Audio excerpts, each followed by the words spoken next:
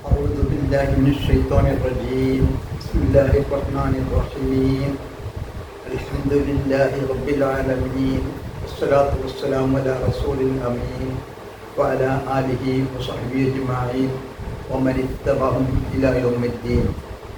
رب اشرح لي صدري ويسر لي أمري واحلل عقدة من لساني يفقهوا قولي. സ്നേഹം നിറഞ്ഞ എൻ്റെ ശബ്ദം ശ്രവിക്കുന്ന ശ്രോതാക്കളെ, അസ്സലാമു അലൈക്കും വറഹ്മത്തുള്ളാഹി. ഇന്ന് നമ്മൾ 5ാമത്തെ ക്ലാസ്സിലാണ്. നമ്മൾ നോക്കാൻ വേണ്ടി പോകുന്നത് മുബ്തദ ഖബർ, രണ്ട് ഇസ്മുകൾ ഘടിപ്പിച്ചുകൊണ്ട് എങ്ങനെ ഒരു പൂർണ്ണ സെൻറ്റൻസ് ഉണ്ടാക്കാം എന്നതും, അതുപോലെ ഹുറൂഫിൻ ജർ, ഇസ്മുകൾക്ക് ജർ വരുന്ന കിസ്ർ വരുന്ന അവസ്ഥ ഉണ്ടാകുന്ന ചില ഹർഫുകളുണ്ട്. പറഞ്ഞ് 3 തരം പദങ്ങളാണ് അറബി ഭാഷയിൽ ഉണ്ടായിരിക്കുക. ഒന്ന് ഇസ്മ, ഫെയില്, ഹർഫ്. ചില ഹർഫുകളുണ്ട് ഒരു ഇസ്മിൻ്റെ മുന്നിൽ വരുമ്പോൾ ആ ഇസ്മിന് കിസ്ർ ചെയ്യണം. അതുമാണ് ഇൻഷാ അല്ലാഹ് ഇന്ന് മനസ്സിലാക്കാൻ വേണ്ടി ഉദ്ദേശിക്കുന്നത്. നമ്മളുടെ ഈ ക്ലാസ് നമ്മളൊക്കെ മദ്രസയിൽ പഠിച്ചതിൻ്റെ ഒരു അപ്ഡേഷനാണ്, ഒരു ഉപരിപഠനമാണ്. അതുകൊണ്ട് തന്നെ ഉപരിപഠന ക്ലാസ് എന്നാണ് നമ്മൾ ഇതിനൊക്കെ വിശേഷിപ്പിക്കാറുള്ളത്. സ്വാഭാവികമായും ചില സാങ്കേതിക പദങ്ങൾ നമ്മൾക്ക് ഇതിൽ ഉപയോഗിക്കേണ്ടി വരും. അതായത് നമ്മൾക്ക് മുമ്പൊക്കെ പഠിച്ചിട്ടുള്ളത് ഹർക്കത്തുകൾ എന്നാണ്. ഫത്ത, കിസ്ർ, വന്ന്, സുക്കൂന് എന്നീ ഹർക്കത്തുകൾ. ആ ഹർക്കത്തുകൾക്ക് ചില അപ്ഡേഷൻ വരുമ്പോൾ ഫതഹിന് നമ്മൾ നസബ് എന്ന് പറയും, കിസ്റിന് ജർ എന്ന് പറയും, വമ്മിന് റഫ എന്ന് പറയും, സുക്കൂനിന് ജസ്മ് എന്ന് പറയും. ഫതഹിന് നസ്ബ് എന്നും കിസ്റിന് ജർ എന്നും വമ്മിന് റഫ എന്നും സുക്കൂനിന് ജസ്മ് എന്നും പറയും. അത്തരം പദങ്ങൾ നമ്മൾ ഉപയോഗിക്കുകയും അത് കുറച്ചായിട്ട് തുടക്കത്തിൽ പറയുമ്പോൾ രണ്ടും കൂടി പറയും, പിന്നെ ആ പദം മാത്രമാണ് ഉപയോഗിക്കലുണ്ടാവുക. അപ്പോൾ അത് നമ്മൾ വീഡിയോൻ്റെ തുടക്കത്തിൽ തന്നെ നമ്മൾ ഫോട്ടോ വെച്ചിട്ടുണ്ട്, അത് കണ്ട് മനസ്സിലാക്കുക. നമ്മളിപ്പോൾ 2 ഇസ്മുകൾ ഘടിപ്പിച്ചുകൊണ്ട് ഒരു പൂർണ്ണ സെൻറ്റൻസ് ഉണ്ടാക്കാം എന്നതാണ് നമ്മൾക്കിന്ന് മനസ്സിലാക്കാറുള്ളത്. ഒന്നാമത് നമ്മൾ മുഹമ്മദും റസൂലും എന്ന് പറഞ്ഞാൽ മുഹമ്മദ് നബി സല്ലല്ലാഹു അലൈഹി വസല്ലം ഒരു പ്രവാചകനാകുന്നു എന്ന പൂർണ്ണ സെൻറ്റൻസ് അതിൽ കിട്ടും. അതിനെന്താണ് ഉണ്ടായത്? മുബ്തദ മാരിഫ ആയിരിക്കണം, ഖബർ നക്രയമായിരിക്കണം. ഒന്നാമത്തെ നിബന്ധന. മാരിഫ എന്ന് പറഞ്ഞാൽ അറിയപ്പെട്ടത്, നമ്മൾ ഇംഗ്ലീഷിൽ പ്രോപ്പർ നൗൺ എന്ന് പറയില്ലേ, ഒരു വ്യക്തിയുടെ പേര് അല്ലെങ്കിൽ ഒരു സാധനത്തിൻ്റെ പേര്, ഒരു സ്ഥലത്തിൻ്റെ പേര് മുതലായവയ്ക്ക് പ്രോപ്പർ നൗൺ എന്ന് പറയാം.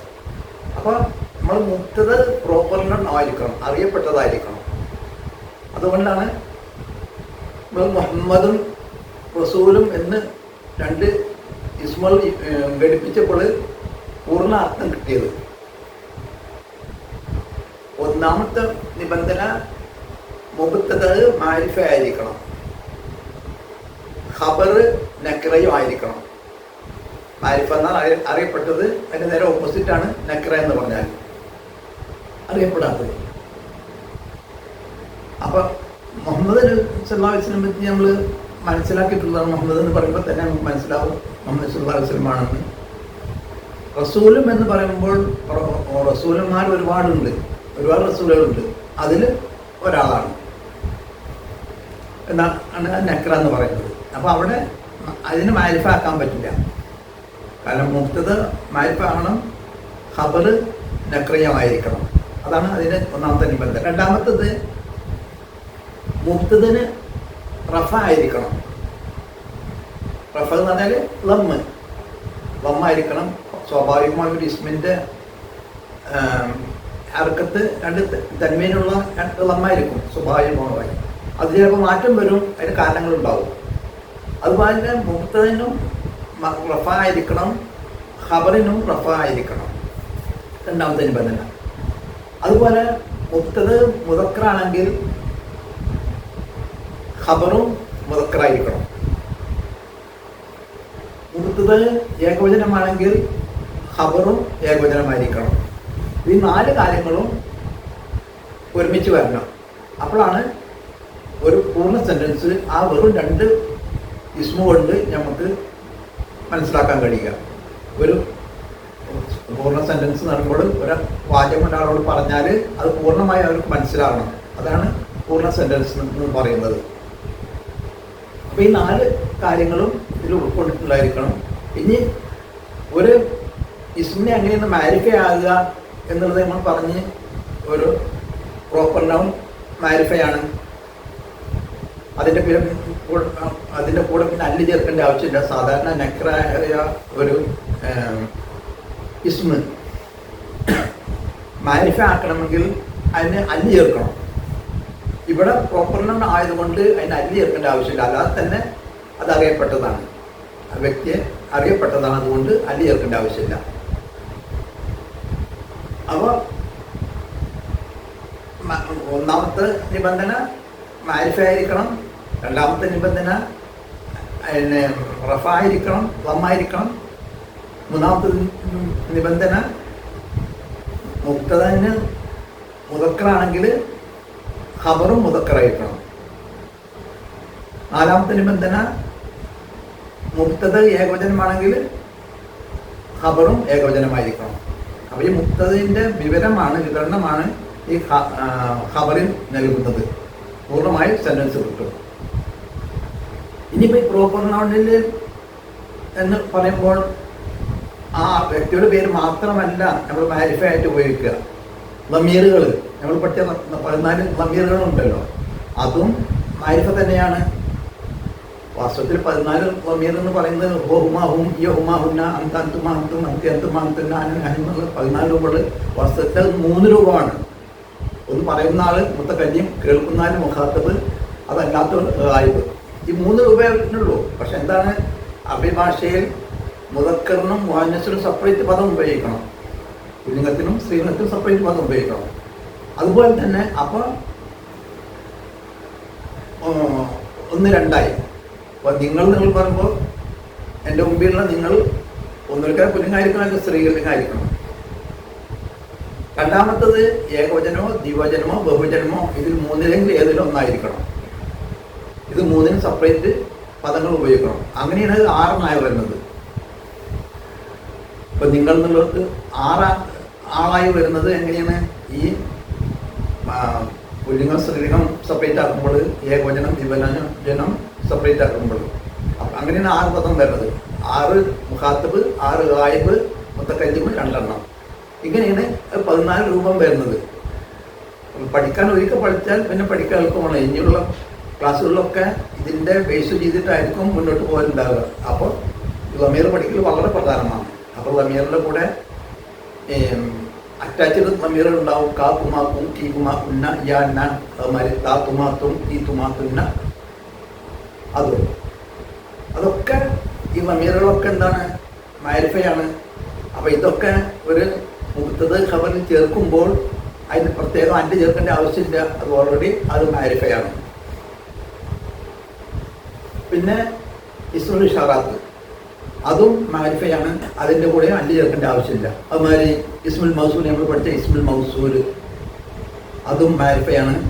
അത് ചേർക്കുമ്പോഴും അത് മാരിഫ ആയി തന്നെ നമുക്ക് അതിന് പ്രത്യേകം അല്ല് ചേർക്കേണ്ട ആവശ്യമില്ല.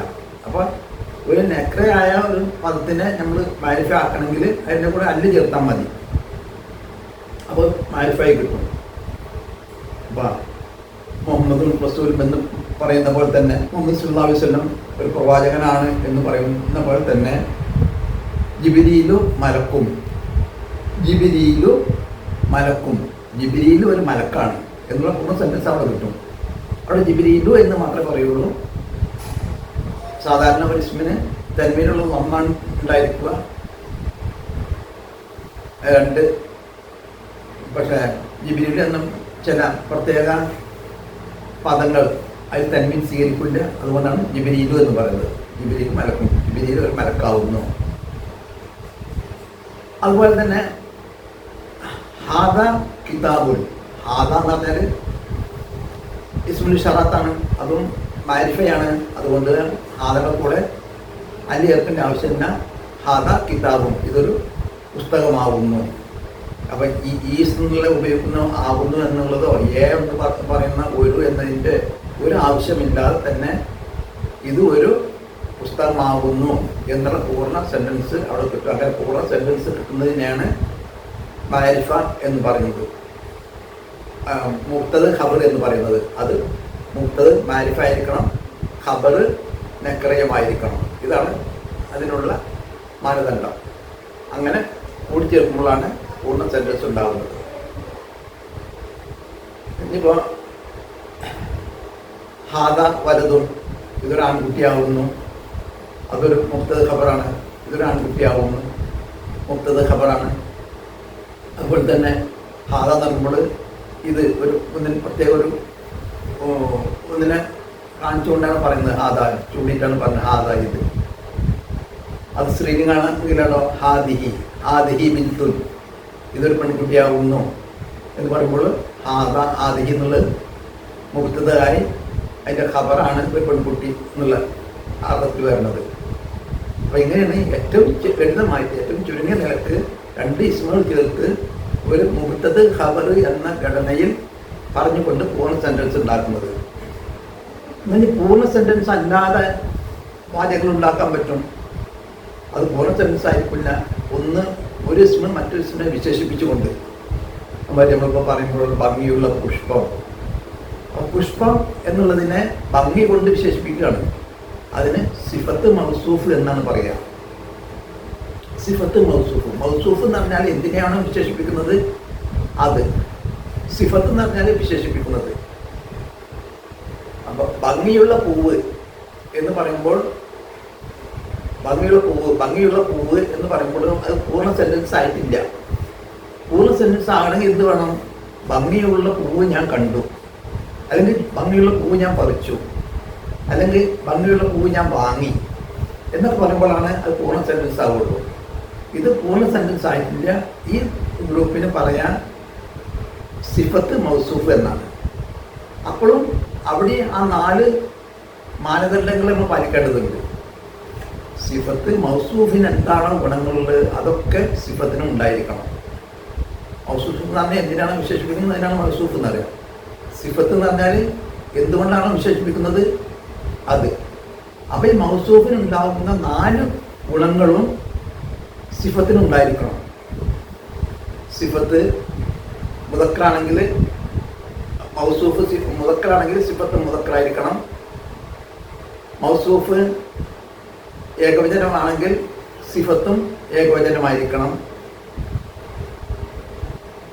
മൗസൂഫ് എന്താണോ ഏറാബ് ഉള്ളത്, ഏറാബ് എന്താണുള്ളത് അതും സിഫത്തിനും ഉണ്ടായിരിക്കണം. ഇതിന് തന്മീനുള്ള ദമ്മാണെങ്കിൽ സിഫത്തിനും തന്മീനുള്ള ദമ്മുണ്ടായിരിക്കണം. സിംഗിൾ ഹർക്കത്താണെങ്കിൽ സിഫത്തിനും അതുപോലെ തന്നെ ആയിരിക്കണം. ഇത് 4 രൂപത്തിൽ 4 കാര്യങ്ങളിൽ സിഫത്ത് മൗസൂഫിനെ പിൻപറ്റണം. അപ്പോഴാണ് ആ ഒരു സെൻറ്റൻസ് ആകുക. പക്ഷെ ജുംലത്തുൽ മുഫീദത്തല്ല, ജുംലത്തുൽ മുഫീദ തന്നെ പൂർണ്ണ രൂപമാണ്. അപ്പോൾ ഇത് പൂർണ്ണ രൂപമാവില്ല, ഒരു വിശേഷിപ്പിക്കാൻ മാത്രമേ ആവുള്ളൂ. അതിന് കൂടെ എന്തെങ്കിലും ചേർക്കുമ്പോഴാണ് അത് പൂർണ്ണ രൂപം പ്രാപിക്കുന്നത്. അപ്പോൾ മുബ്തദ ഖബർ സിഫത്ത് മൗസൂഫ്, മുബ്തദ ഖബർ സിഫത്ത് മൗസൂഫ്, ഇത് 2 തരം സെൻറ്റൻസുകളാണ് ഇപ്പം ഞങ്ങൾ മനസ്സിലാക്കിയത്. ഒന്നുകൂടി പറയാം. മുബ്തദ ഖബർ 2 ഇസ്മുകൾ കൊണ്ട് ഘടിപ്പിക്കുകയാണ്. അതിന് പ്രത്യേക രീതിയിൽ ഘടിപ്പിക്കുമ്പോൾ പൂർണ്ണ സെൻറ്റൻസ് കിട്ടും. മറ്റത് സിഫത്ത് മൗസൂഫ്, ഒരു ഇസ്മിനെ മറ്റൊരു ഇസ്മ കൊണ്ട് വിശേഷിപ്പിക്കുക, അതിന് സിഫത്ത് മൗസൂഫ് എന്നാണ് പറയുക. സിഫത്ത് വരുമ്പോൾ മൗസൂഫിനെ 4 കാര്യങ്ങളിൽ ഫോളോ ചെയ്യണം. ഒന്ന് മുദക്കറാണെങ്കിൽ സിഫത്ത് മുദക്കറായിരിക്കണം. ഏകവചനമാണെങ്കിൽ മൗസൂഫ് ഏകവചനമാണെങ്കിൽ സിഫത്തും ഏകവചനമായിരിക്കണം. അതുപോലെ ഏറാബിലും ഇതിന് സിഫത്ത് മൗസൂഫിനെ പിന്തുടരണം. അതുമാതിരി മാരിഫയാണോ നക്രയാണോ എന്ന്, ഇത് മാരിഫയാണെങ്കിൽ അത് മാരിഫ ആയിരിക്കണം, ഇത് മൗസൂഫ് നെക്രയാണെങ്കിൽ അതും നെക്രയായിരിക്കണം. ഇപ്പോൾ സിഫത്ത് മൗസൂഫിൽ നമ്മൾ മനസ്സിലാക്കേണ്ടത് ജന്നത്തും ആലിയത്തും, ഉന്നതമായ സ്വർഗം. ജന്നത്തും ആലിയത്തും, ഉന്നതമായ സ്വർഗം. ഐനും ജാരിയത്തും, ഐനും തന്നെ നദി. ജാരിയത്ത് എന്ന് പറയുമ്പോൾ എന്താണ്? അത് സ്ത്രീലിംഗാണ്. എന്താ അവിടെ സ്ത്രീലിംഗം വരാൻ കാരണം? ഐന് നദം വെള്ളത്തിൻ്റെ എല്ലാ സ്രോതസ്സുകളും സ്ത്രീലിംഗമാണ് എന്ന് നമ്മൾ പഠിച്ചിട്ടുണ്ട്. ഐനും ജാരിയത്തും, ഐന് എന്ന് പറഞ്ഞാൽ സ്ത്രീലിംഗാണ്. ജലസ്രോതസ്സുകളൊക്കെ സ്ത്രീലിംഗമായിരിക്കും. അതുകൊണ്ടാണ് ഐനും ജാരിയത്തും. ഇത് സ്ത്രീലിംഗമായി, മൗസൂഫ് സ്ത്രീലിംഗമായി, അതുകൊണ്ട് സിഫത്തും ജാരിയത്തും എന്ന് പറഞ്ഞു സ്ത്രീലിംഗമാക്കി. ജാരിയ എന്നുള്ളതിന് ജാരിയത്തും എന്ന് പറഞ്ഞ് സ്ത്രീലിംഗമാക്കി. ഐനും നമ്മുടെ ഒരു നദിക്കാണ് ഐനെന്ന് പറയാം. ജാരിയത്തും തന്നെ ഒഴിക്കണ്ടോ അതും ഏകവചനമാണ്. അങ്ങനെ 4 കാര്യത്തിലും സിഫത്ത് മൗസൂഫിനെ ഫോളോ ചെയ്യണം. അതുപോലെ നമുക്ക് പറയാനുള്ള കാര്യമാണ് ഹുറൂഫുൽ ജർ. പറഞ്ഞ് 3 തരം പദങ്ങളാണ് അറബി ഭാഷയിൽ ഉണ്ടായിരിക്കുക. ഇസ്മു, ഫീല്, ഹർഫ്. അതിൽ ഹർഫാണ് ഈ ഹുറൂഫിൻ്റെ ഏകവചനം. ഹർഫ് എന്ന് പറഞ്ഞ അക്ഷരം. അപ്പോൾ ഹുറൂഫ് തന്നെ അക്ഷരങ്ങൾ. ഹുറൂഫുൽ ജർ എന്ന് പറഞ്ഞാൽ ജറിൻ്റെ അക്ഷരങ്ങൾ. അപ്പോൾ നമ്മളിപ്പോൾ പറഞ്ഞില്ലേ, കിസറിന് ജർ എന്ന് പറയുമെന്ന് പറഞ്ഞില്ലേ. ഫത്തഹിന് നസ്ബ് എന്ന് പറയും, കിസറിന് ജർ എന്ന് പറയും, ദമ്മിന് റഫ എന്ന് പറയും, സുക്കൂനിന് ജസ്മ എന്ന് പറയും. അപ്പോൾ ആ ജറാണ് ഇവിടെ വന്നത്. ഹുറൂഫുൽ ജർറി, ജർ ചെയ്യുന്ന കിസർ ചെയ്യുന്നതിന് അക്ഷരങ്ങൾ. അതിൽ ചില അക്ഷരങ്ങളാണ് ഇവിടെ കൊടുത്തിട്ടുണ്ട്, ഫോട്ടോയിൽ കൊടുത്തിട്ടുണ്ട്. അത് കണ്ട് മനസ്സിലാക്കുക. അപ്പോൾ ഒരു ഇസ്മിൻ്റെ മുന്നിൽ ഹുറൂഫുൽ ജറിൽ നിന്ന് ഏതെങ്കിലും ഒരു അക്ഷരം വന്നിട്ടുണ്ടെങ്കിൽ ആ ഇസ്മിനെ കിസർ ചെയ്യണം. ഹുറൂഫുൽ ജറിൻ്റെ ഏതെങ്കിലും ഒരു അക്ഷരം ഒരു ഇസ്മിന് മുന്നിൽ വന്നിട്ടുണ്ടെങ്കിൽ ആ ഇസ്മിന് കിസർ ചെയ്യണം. എന്താ കിസർ ചെയ്യണത്? സ്വാഭാവികമായും ഒരു ഇസ്മിൻ്റെ ഇറാബ് എന്തായിരിക്കും? തൻവീനുള്ള ദമ്മായിരിക്കും. ചിലപ്പോൾ തൻവീൻ ഉണ്ടാവും, അല്ലെങ്കിൽ അല്ലുണ്ടെങ്കിൽ തൻവീൻ ഉണ്ടാവില്ല. അല്ലും തൻവീനും ഒരുമിച്ച് വരില്ല. അപ്പോൾ എന്താണോ ഉള്ളത് അതിനെ കിസ്റാക്കണം. അപ്പോൾ ബൈത്തു എന്നുള്ളതാണെങ്കിൽ ബൈത്തി എന്നാക്കണം. അൽ ബൈത്തു എന്നുള്ളതാണെങ്കിൽ അൽ ബൈത്തി എന്നാക്കണം. അത് ഈ ഹുറൂഫുൽ ജറിൻ്റെ ഹർഫുകൾ മുന്നിൽ വന്നാൽ ഫിൽ ബൈത്തു എന്നുള്ളത് ഫിൽ ബൈത്തി എന്ന് വരുമ്പോൾ ഫീ ഒരു ഇതിൻ്റെ ഇസ്മിൻ്റെ മുന്നിൽ വന്നാൽ ബൈത്തി എന്നാവും. അൽ ബൈത്തു എന്നുള്ളത് ഫിൽ ബൈത്തി എന്നാക്കും. ബൈത്തു എന്നാണെങ്കിൽ ഫി ബൈത്തിൻ, വീട്ടിൽ, ഫി ബൈത്തിൻ എന്നാവും. ഈ ജറിൻ്റെ ഹർഫുകളൊന്ന് ഇസ്മിൻ്റെ മുന്നിൽ വന്നാൽ ബൈത്ത് എന്ന് പറഞ്ഞാൽ വീട്, ഫീ എന്ന് പറഞ്ഞാൽ ഇൽ എന്നാണ്. അപ്പോൾ ഫീ ബൈത്തി എന്ന് പറഞ്ഞാലോ വീട്ടിൽ, ഫീ ബൈത്തി എന്ന് പറയുമ്പോൾ അതിൽ അല്ലുണ്ടെങ്കിൽ അൽ ബൈത്തി എന്നേ പറയുള്ളൂ. അപ്പോൾ ഫീ മുന്നിൽ വന്നാൽ ഫിൽ ബൈത്തി കിസർ ചെയ്ത് എന്താണോ അതിൻ്റെ ആർക്കത്തുള്ളത് അതിനെ കിസർ ചെയ്യാം, ജർ ചെയ്യണം. അത്രയേ ഉള്ളൂ. ജറിൻ്റെ ഹർഫുകൾ ഒരു ഇസ്മിൻ്റെ മുന്നിൽ വന്നാൽ എങ്ങനെയാണോ ഇസ്മിനുള്ളത് ആ രൂപം തന്നെ ആയിരിക്കും. പക്ഷെ എന്താണ്? കിസർ ചെയ്യണം എന്നുള്ളൂ. തൻവീൻ ഉണ്ടെങ്കിൽ 2 തൻവീന് കൊടുക്കണം. അതല്ല ഒറ്റ ഹർക്കത്തെ ഉള്ളെങ്കിൽ ആ ഹർക്കത്ത് കൊടുക്കണം, അത് കിസറായി കൊടുക്കണം. അപ്പോൾ അതാണ് ഹുറൂഫുൽ ജർ എന്ന് പറയുന്നത്. ഒരു ഇസ്മിൻ്റെ മുന്നിൽ ഈ ഹർഫുകൾ ഏതെങ്കിലും വന്നാൽ, ഹുറൂഫുൽ ജറിൻ്റെ അക്ഷരങ്ങളിൽ ഏതെങ്കിലും ഒന്ന് വന്നാൽ ആ ഇസ്മിന് കിസർ ചെയ്യണം. അതാണ് ആ നിയമം. അപ്പോൾ ഹുറൂഫുൽ ജറിൻ്റെ ഹർഫുകൾ കുറച്ച് അവിടെ കൊടുത്തിട്ടുണ്ട്, ഫോട്ടോയിലുണ്ട്. അതും കണ്ട് മനസ്സിലാക്കുക. അപ്പോൾ ഇന്ന് നമ്മൾ പഠിച്ചത് മുഖത്തത് ഖബർ ഒരു പൂർണ്ണ സെൻറ്റൻസ് ഉണ്ടാക്കാനുള്ള ഒരു എളുപ്പമാർഗം. അതുമാതിരി സിഫത്ത് മൗസൂഫ് ഒരു ഇസ്മിനെ മറ്റൊരു ഇസ്മിനെ കൊണ്ട് വിശേഷിപ്പിക്കുന്നത്. പിന്നെ ഹുറൂഫുൽ ജർ, ഒരു ഹുറൂഫുൽ ജറിൽ നിന്ന് ഏതെങ്കിലും ഒരു അക്ഷരം ഒരു ഇസ്മിൻ്റെ മുന്നിൽ വന്നാൽ ആ ഇസ്മിന് കിസർ ചെയ്യണം. ഇതാണ് ഇന്നത്തെ പാഠത്തിൽ നമുക്ക് പഠിക്കാനുള്ളത്. ഇൻഷാ അല്ലാഹ് ഭംഗിയായി പഠിക്കുക, ആവർത്തിച്ച് കേട്ട് മനസ്സിലാക്കുക. അള്ളാഹു ഇതൊരു സൽക്രമമായി അള്ളാഹു സ്വീകരിച്ചുകൊണ്ട് അള്ളാഹു ഞങ്ങൾ സ്വീകരിക്കണമേ റബ്ബേ എന്ന് പ്രാർത്ഥിച്ചുകൊണ്ട് നമുക്ക് നിർത്താം. അടുത്ത ക്ലാസ്സിലേക്ക് നമ്മൾ കാണാം. അതിനു മുമ്പേ ഒരു സദസ്സിൽ നിന്ന് എണീറ്റ് പോകുമ്പോൾ, സദസ്സ് പിരിയുമ്പോൾ ഒരു പ്രാർത്ഥന പറയാൻ വേണ്ടി നബി സല്ലല്ലാഹു അലൈഹി വസല്ലം നമ്മളോട് കൽപ്പിച്ചിട്ടുണ്ട്. സുബ്ഹാനക അല്ലാഹുമ്മ വബിഹംദിക അഷ്ഹദു അൻ ലാ ഇലാഹ ഇല്ലാ അൻത അസ്തഗ്ഫിറുക വഅതൂബു ഇലൈക്. സുബ്ഹാനക അല്ലാഹുമ്മ വബിഹംദിക അഷ്ഹദു അൻ ലാ ഇലാഹ ഇല്ലാ അൻത അസ്തഗ്ഫിറുക വഅതൂബു ഇലൈക്. ഇത് ഏതൊരു പ്രവൃത്തിയിൽ നിന്നും നമ്മൾ വിരമിക്കുമ്പോൾ ചെല്ലേണ്ട പ്രാർത്ഥനയാണ്. നമ്മൾക്ക് 5 വേള നമസ്കരിക്കുന്നവരാണ്. ആ നമസ്കാരം കഴിഞ്ഞ് എണീറ്റ് പോകുമ്പോൾ ഈ പ്രാർത്ഥന ചെല്ലിട്ട് എണീക്കാൻ പാടുള്ളൂ. സുബ്ഹാനക അല്ലാഹുമ്മ വബിഹംദിക അഷ്ഹദു അൻ ലാ ഇലാഹ ഇല്ലാ അൻത അസ്തഗ്ഫിറുക വഅതൂബു ഇലൈക്. ലളിതമായ പ്രവർത്തനമാണ്. കാരണം എന്താണ്? നമ്മളെ പ്രവൃത്തിയിൽ എന്തെങ്കിലും അപാകതകൾ വന്നിട്ടുണ്ടെങ്കിൽ അത് പരിഹരിക്കാൻ വേണ്ടിയിട്ടാണ് നമ്മൾ പ്രാർത്ഥിക്കുന്നത്. ഇപ്പോൾ നമസ്കാരത്തിനാണെങ്കിലും ശരി, നമസ്കാരത്തിൽ നെട്ട് പോകുന്നതിന് മുന്നേ, എണീക്കുന്നതിന് മുമ്പേ സുബ്ഹാനക അല്ലാഹുമ്മ വബിഹംദിക അഷ്ഹദു അൻ ലാ ഇലാഹ ഇല്ലാ അൻത അസ്തഗ്ഫിറുക വഅതൂബു ഇലൈക് എന്ന് പറഞ്ഞിട്ട് എണീക്കുക. അത് നമ്മൾ നമസ്കാരത്തിന് എന്തെങ്കിലും വീഴ്ചയിൽ വന്നിട്ടുണ്ടെങ്കിൽ, അറിഞ്ഞുകൊണ്ട് നമ്മൾ വീഴ്ച വരുത്തുന്നില്ല, അറിയാതെ എന്തെങ്കിലും വീഴ്ച വന്നു പോയിട്ടുണ്ട്, അത് പരിഹരിക്കപ്പെടാൻ വേണ്ടിയാണ് ഈ പ്രാർത്ഥന. അള്ളാഹു സ്വീകരിക്കുമാറാകട്ടെ. ഇൻഷാ അല്ലാഹ് അടുത്ത ക്ലാസ്സിൽ കാണാം. അസ്സലാമു അലൈക്കും വറഹ്മത്തുള്ളാഹി.